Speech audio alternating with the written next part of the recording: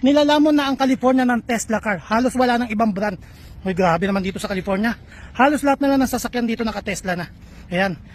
Kung bibili nyo yung Tesla car na yan, nagkakahalaga po ng 72,000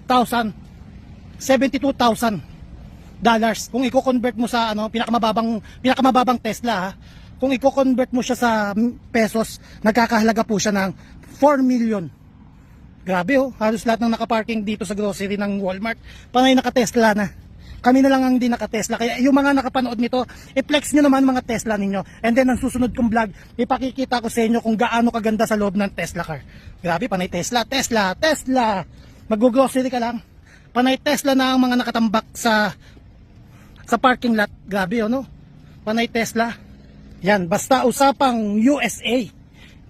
Dito lang yan sa BTK TV. Daddy yo! Buhay Amerika! Follow na po!